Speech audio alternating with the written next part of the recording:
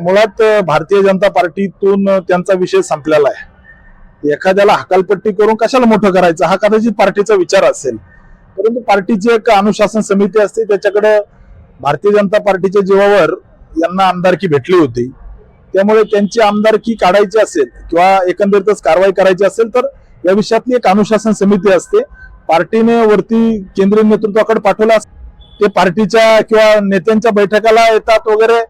मुळात एक लाचार प्रवृत्ती आहे आणि हे जिल्ह्याने बघितलंय, त्यामुळे येत्या काळामध्ये अशा सगळ्या प्रवृत्तीच्या विकृतीच्या विरोधात हा राम सातपुते लढा देत राहील। आणि मी भारतीय जनता पार्टीचा सैनिक आहे। भारतीय जनता पार्टीला यांनी काय केलंय, यांची पद्धत कशी आहे, कशा पद्धतीने हे गद्दारी करू शकतात हे पार्टीच्या लक्षात आलंय, त्यामुळे पार्टी येत्या काळामध्ये त्या ठिकाणी येत्या काळात कारवाई करेल आणि ती केली पाहिजे पार्टीने। एक कार्यकर्त्याची भावना जी आहे त्या तालुक्यातल्या, म्हणजे आम्ही म्हणजे असं, आम्ही म्हणजे तसं हे बोलायची त्यांची पद्धत होती, परंतु त्यांच्या नाका खालून आम्ही 1,08,000 मतं त्या तालुक्यात काढली।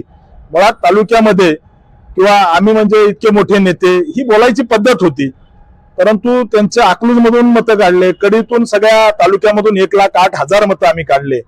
त्यामुळं इथल्या त्या तालुक्यातल्या जनतेला माहितीये की कामाचा माणूस कोण आहे। येत्या काळामध्ये संघर्ष करत राहू।